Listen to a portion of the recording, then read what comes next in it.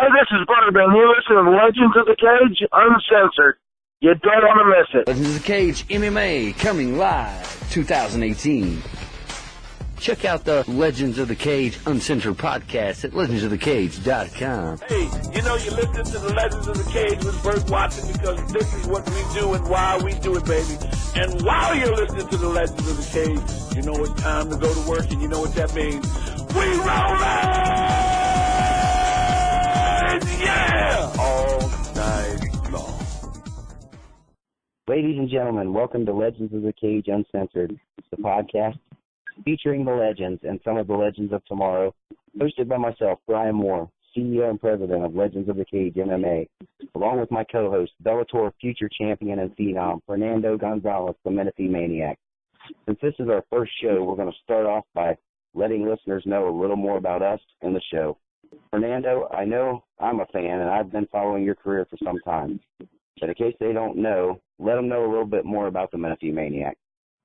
Well, you know, I was born in Escondido, California, and you know, I grew up all my life here in Menifee, and all I ever did was compete or get ready for boxing and to be a champion. So that was one of the things I always wanted to do since I was a kid, and I did everything possible to achieve my goal. And for a time there, it seemed like a rough. I hit a rough patch, but you know, I need to keep walking forward, and so I saw the bend in the road, and now I'm here, and now I'm living my journey the way I wanted to since I was a kid, and you know, I'm here now doing this podcast, which was another part of what I wanted to do, and to be able to share some of my thoughts and how I view fights, and also to ask like some of the legends on how they view fights. And man, I'm pumped for this show. Oh, me too, man. Just the opportunity to get you out in front of more fans and talk about Bellator and some of the great things they're doing over there. And you know, I wanted to get on board here in your last couple fights towards this title run. You know, they keep putting you up against guys that, in my mind, they feel that people should beat you, and you keep finding a way to win, you know. So I was watching your call out of Paul Sentex Daily a while back. As a matter of fact, I was kind of antagonizing it, you know. But was that more of is there some kind of personal thing there, or was it more just your best path towards the belt was through Paul Sentex Daily? No, you know, for me, it's I love to compete.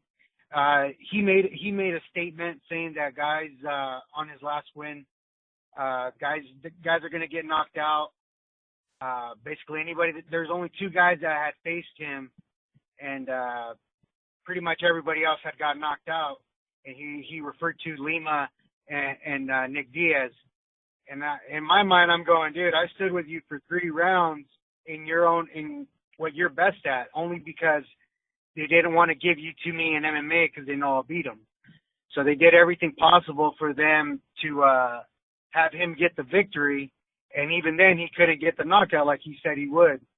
And you know, to me, he kind of threw a little jab at me, which he likes to do, you know. So you know, I called him on it. I said, hey, if you really are looking for an opponent and nobody wants to fight you, don't think I'm scared. You know, I've been wanting to fight you in MMA, so step up. And then from there, he went into, no, you know, started doing all that. So then I said, hey, listen, man, don't pop your gums if you're not willing to back it up, you know. So that kind of deaded that. And then I'm here now, you know, fighting Lorenz, and apparently whoever wins this gets him next. So I got myself set up for 2 fights.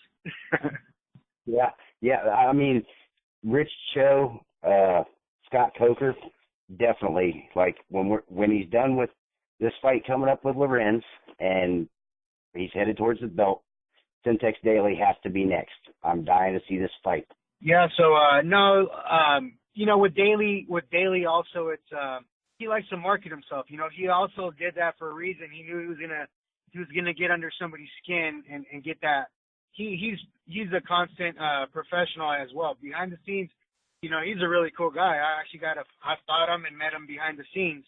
But once he gets in front of the camera, he's got to sell the fight, and he comes to fight. So, you know, regardless of whether we like each other a little bit or not, you know, we still want to beat one another, you know. So for me, it's just give me the real fight, you know, fight me for real. Don't set those little rules and go around and act like you truly beat me, you know. If so, come and fight me. He says it's easy, get that easy money then. Let's go. And Lorenz has had a rough start at Bellator, but no, you know, you can't sleep on him. I've met him. He's a real nice guy, but he's a banger too, you know. So it's going to be a fight. I can't wait to watch it. But like I said, as soon as this one's done, Syntex next, and then the belt. That's what we're hoping for at Legends of the Cage. Well, you know, the thing is with Lorenz, you know, I'm not sleeping on that guy one bit. I know how good he is, and I know him. You know, we've actually trained in the past together, and that's what people don't know. What's going to make this more of an exciting fight is the fact that we've actually trained together. We know how we both are against each other in a room. Now we get to see how it's going to play out in the ring. So, you know, us, and this was early on in our career, so we both evolved and gotten better. So, honestly, the way I feel this fight's going to end up playing out is basically whoever makes the least mistakes in the fight will win the fight. We're both very talented, but whoever can keep it a little bit more together in the fight will win. And that's how I feel. I just have the advantage over guys because of my experience, and I've just been there time and time again. So, you know, for me, I just know, you know, that it's going to be an exciting fight, man. We know each other well, so we're both preparing properly to get ready for each other. Yeah, I'm gonna switch it up on you here for a second. I got a question for you about something that we announced here lately. We're going to be doing a Legends League, a Legends of the Cage MMA. Vitor Belfort come out. He called for it for the UFC. We've seen Bellator put on some great fights with some legends. I mean, I'm just going to be honest. This is Legends of the Cage Uncensored. A lot of these guys aren't healthy enough to get back in the cage, and we want them to be a part of what we're doing as well. The organization, we're starting this for the legends. So my question to you is, for the guys that are healthy, for the guys, you know, that are still able to fight, but yet they're past that age of say, a Bellator or one of these bigger organizations, giving them an opportunity again. You know, what's your thought on these guys getting back in the cage for one more final shot, one more main event card? My thought on that, it's really up to them because they're doing it obviously for the love of it now. It's not going to be as publicized or as glamorized as it once was. So for them, it's going to be for the love of it. So my style similar is I started watching guys that I really like Rich Franklin, Chris Lytle. My favorite fights of their fights were at the end of their career, where now they were just fighting against another top guy and they were doing it for the love of it. You know, they weren't chasing titles no more. The title for them was that next name. When he fought Vitor, when he fought Chuck Liddell, you know, that to me I think was how most of us are going to remember them for, is the guys they actually faced. You can be a champion, but if you're not fighting guys that are good caliber, then it doesn't mean nothing. You have to have that opposite guy that's going to pull that heart out of you and give that fight. So, man, I still would want to see Dan Henderson versus Chuck Liddell. You know, that was a fight that I always wanted to see. I never got to see. So if these guys are all about getting in there and still enjoying it and loving it, I'm all for it, and I'm all for watching it. Well, and you know, we understand the health issues, and that's our utmost concern. But to us, we just want to give these guys an opportunity to fight again, you know. And as far as Rich Franklin goes, days before Rich Franklin retired, I was sitting in a gym in Cincinnati with him, with a buddy of mine named J.P. Gillespie. He's a fighter that has cerebral palsy. If you guys don't know who he is, check him out on my Facebook, Kids a Champion. But I'm sitting in the gym with Rich Franklin, and I asked him, I said, you know, you got one more fight on your contract. Will we see it again? And he sat on the edge of the boxing ring for about 10 minutes and never said a word, and come over and said, you know, the younger generation is a step ahead of me now, and I'm done. You won't see me in the cage again. And days later, he announced his retirement through Dana White. So Yeah. I was there during the decision-making process of it, and I'm telling you, in his heart, he wasn't ready, you know, and a lot of these guys aren't. And to me, to see a guy like BJ Penn come back and face a guy like Yair Rodriguez, just a killer, it kills me, because these guys, you know, they want to fight. They want to be a part of the sport. And I just feel like fair fights, getting them in there with guys their own age, guys, you know, that haven't been training in 6 different martial arts, while these guys were still locked into what they did in 1996, you know. So I'm so excited to get this underway for these guys. And I, like I said, I reach out there to all of them, you know, come be a part of Legends of the Cage MMA. We're here for the legends. Yeah, and you know, if they're, you know, they're cleared, obviously cleared to fight, then yeah, I mean, I that would be awesome. You know, the more they could actually stay in their age group would be better, because now they're still competing against the guys that, like I said, the guys that we never got to see them fighting, you know, at that time or in that era. They could still put it together, you know, and it's more even now. It's you're not fighting a 20-year-old anymore, you know. It's, for me, I still would like to see a lot of those fights happen, and you know, it'd be kind of cool to see and to be a part of that. I was telling Rob Mead, our technical guy, that, you know, the first day I posted this, over 60 guys reached out from MMA, and it was unbelievable. And I had guys like Nick Nutter, the Vale Tudo Brazil heavyweight world champion, calling out Igor. These guys, you know, there's still grudge matches from 1995, 96. It's going to be amazing just to be able to give these guys an opportunity, like I said, to walk down there one more time and get in the cage and have fans screaming and it be all about them. Yeah, that'd be awesome too. Yeah, because then that gives me hope for later on. Well, and that's what I was telling Rob also, is that we're going to be starting a foundation for the guys called Legends Forever, and a proceed from every single event, every single shirt sold, merchandising, everything is going to go to the Legends Forever Foundation to help injured and retired fighters, because there's a lot of these guys out there that have, you know, medical bills or need help with housing even, and things that somebody should be there to help them with, and we're working on that as we speak. There's so many ways that Legends of the Cage can help these guys, and we've been trying, and support from fighters like yourself, Smiling Sam Alvey, you know, a bunch of guys from the Bellator camp have been just great. Scott Coker himself has been amazing. So, you know, it's just great to see the fight game finally talking about the legends again. You have to have your roots from somewhere, you know, and you have to have the knowledge. You know, history is very important, and it repeats itself if you don't pay attention to it. So, you know, I think, you know, we can learn a lot from the stuff that they were going through as they were coming up. And, you know, I have a lot of questions about that, you know, things that, you know, they felt that could be changed and how they view it now, you know. So I think all that stuff's going to be great knowledge, you know, great source to tap into and to get their stories and see how they experienced their journey. Check out the Legends of the Cage Uncensored podcast at legendsofthecage.com. Hey, you know, you're listening to the Legends of the Cage with Bert Watson, because this is what we do and why we do it, baby. And while you're listening to the Legends of the Cage, you know it's time to go to work, and you know what that means. We rollin'! Yeah! All night long. Ladies and gentlemen, we're honored to have a true legend of combat sports, a legend of MMA, boxing, pro wrestling, and a Legend of the Cage Hall of Fame inductee, Mr. Butterbean, Eric Esch. How's it doing, Butterbean? Good, Brian. How you doing tonight? Pretty good. I got the Menifee Maniac, Bellator phenom Fernando Gonzalez on the line with me. He's my co-host tonight. I've had the pleasure of doing a couple of events with you, Butterbean, and over the last couple of years, I've yet to see a fighter with more fan love. And I just wanted to let the fans know right off the bat that Butterbean's one of the guys that I've met during this journey that didn't disappoint. Just an all-around great guy, and it's an honor to say I know you, sir. Well, I appreciate that, Brian. You know, when you're fighting, people don't realize that, you know, the people that come and watch you fight are your boss. Don't worry about the guy actually paying you the check. He's kind of the middleman. You want to fight to entertain the people, and you know, I've been called an entertainer in the past. Fighters are entertainers. The people come to watch the fight. They want to be entertained. They want to see an exciting fight.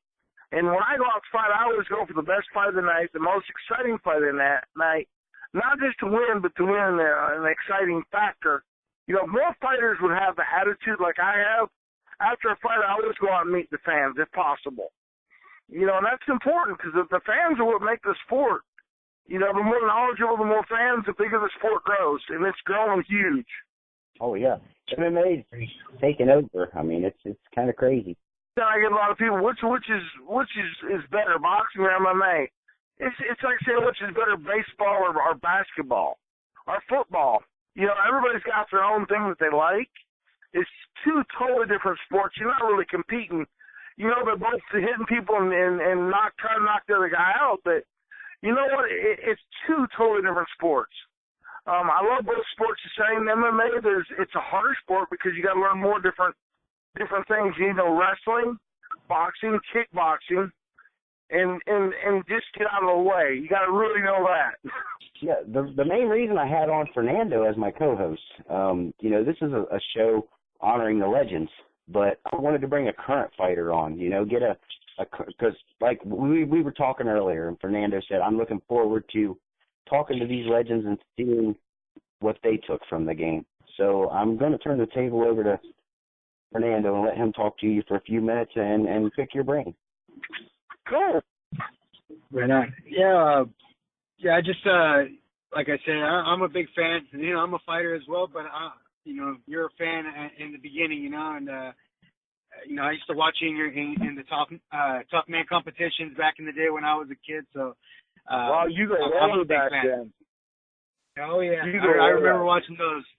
Yeah, so, no, you know, competing in different sports, you know, the kickboxing, I've done kickboxing, MMA, and like you said, they're different sports, you know, and one of the biggest questions that's always asked is how do you separate the movements, you know? You know, you're obviously, we're thinking in there, but how do you feel? Because like for me, it feels almost like a dream, like a bubble, you know, like when I'm getting hit, I don't really feel the shock, and to me, it just, I was curious how you felt and how you viewed the fights when you're in there competing, and how do you draw your energy from? Yeah, I draw from the crowd, the fans when they get to hollering and you can hear them, but you don't really pay them attention. It's kind of weird. You hear them, but you don't really pay them attention because you got a job there. You do your thing. But yeah, it's you know, I get people all the time asking like, who hits you the hardest? You really don't feel it. It's like if you hit a baseball bat on the ground, the vibration. That's all I feel. Some guys might feel something different, but that's what I feel. You know, I drive off the fan. You know, I can hear it's kind of like slow motion. Have you ever been in a car wreck? Everything goes slow motion. And that's kind of how it is to me. I hear almost all the people at different times. It's really crazy. Yeah, you know, you have a ton of fights. I would, you know, and I also watched the Cabbage fight, and I was, you know, doing my research and going back to see some of the old fights, and I remember that Cabbage fight, and you know, I was curious, out of all the fights that you've had, to you, what was the toughest fight that you've actually been in competition? Yeah, I've had a lot of Cabbage was a tough fight. He's a tough kid. Me and Cabbage are good friends. I mean, it even makes it better when you're good friends with a guy and you're fighting him. People don't understand that, but me and Cabbage are really good friends. We're close. And he goes, I was a little worried when I elbowed you and knocked your two front teeth out and then chipped them, and you picked them out of the mouthpiece and you kept going. You didn't slow down. He goes, I was worried then. Yeah, little Cabbage, he's a tough kid. I mean, as far as ever getting a bell rung in one of the fights, me and Cabbage just fought like 4 times. And one of the fights, he kicked me to the head, kid, and that's the only time I've ever had. I've never been knocked out, but that's the only time I could hear bells ringing. You know, I've heard, you know, you getting your bell rung, but it was like a high pitched hum almost. So I probably, you know, ever being knocked out, it's probably the closest I come, but I've never really been knocked out. But that's probably as close as I ever come. Never lost consciousness, but if he'd have kicked me 2 in a row, it probably would have done the number. Speaking of your fights from the past, Butterbean, I have a question.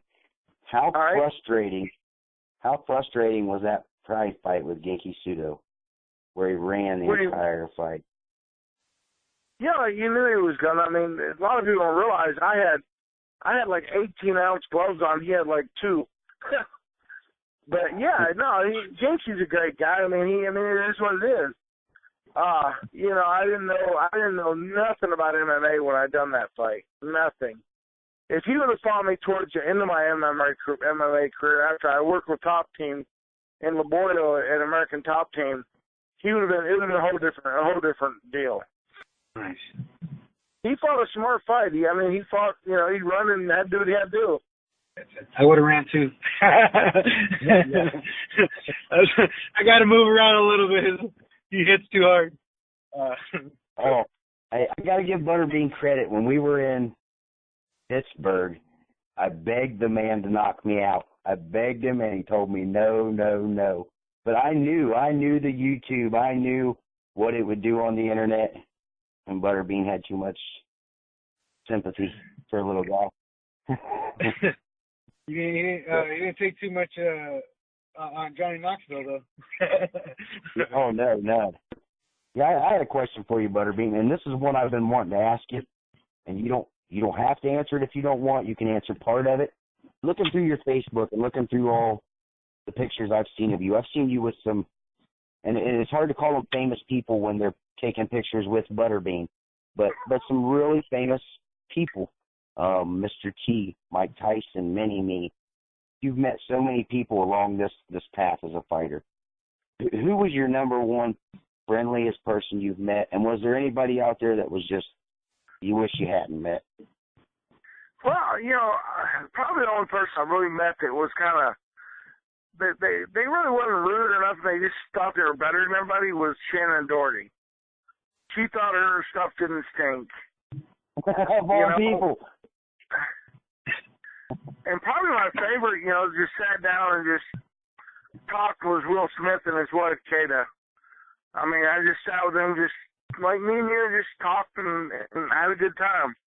You could say one thing to the current up-and-coming fighters to prepare them for life as a fighter, what would it be?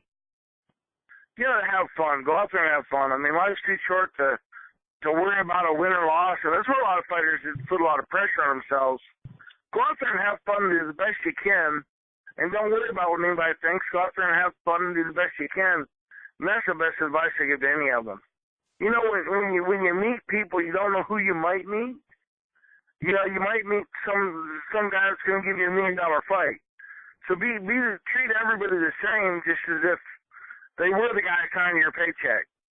You know, some fighters will blow people off and just, you know, they don't care who they're rude to and whatnot. But you treat everybody like it's the guy signing a multi-million-dollar paycheck for you. You know, you treat everybody like that, you go far.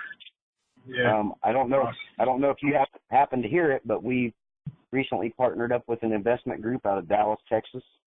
We're starting our own fight promotion in the spring, and they're going to be bringing out legends to all the events.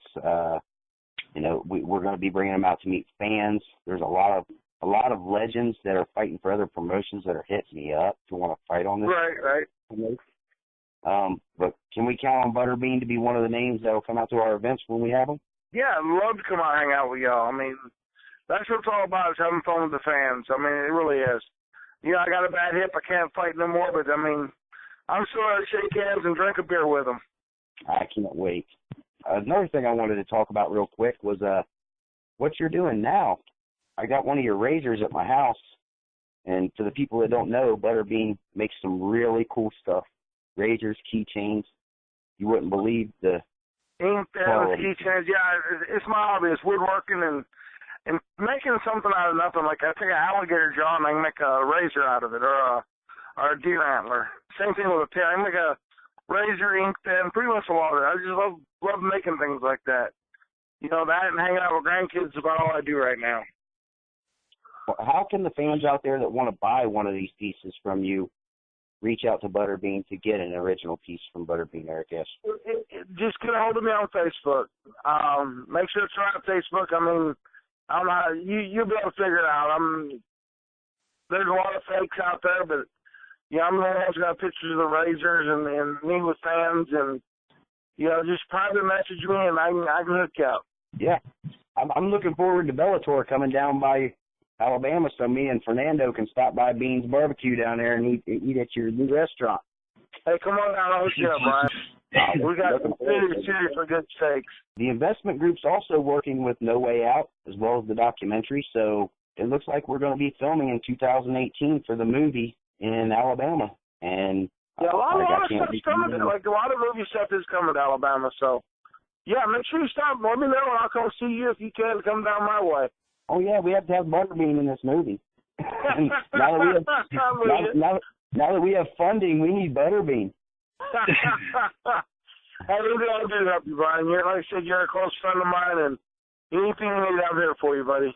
I appreciate it, man. Hey, thanks, Brian. Anytime. Hey, y'all have a good night. Awesome. You too. You too, man. All right, everybody. That was Butterbean Eric Esch on Legends of the Cage Uncensored with Brian Moore and Fernando Gonzalez. I'd like to give a shout-out to some of our sponsors for helping us out: Funky Monkey MMA, MMA Wreckage, Fight Book MMA, and all the great people that follow Legends of the Cage and support us on Facebook and Twitter. I'd also like to give a big shout-out to Richard Blunt, the marketing director for Legends of the Cage MMA, Thermoplow Ventures out of Dallas, Texas, an investment firm that has backed Legends of the Cage and will be bringing it to the fans in 2018. And Freddie Rodriguez, the guy who's making it all happen for us. We put together a great team, and I'm looking forward to 2018.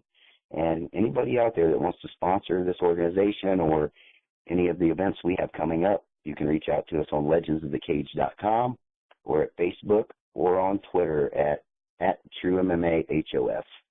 And with that, I'd like to thank everybody for listening. I'm going to turn it over to my co-host, Fernando, and let him give his shout-outs and how you can reach him on social media.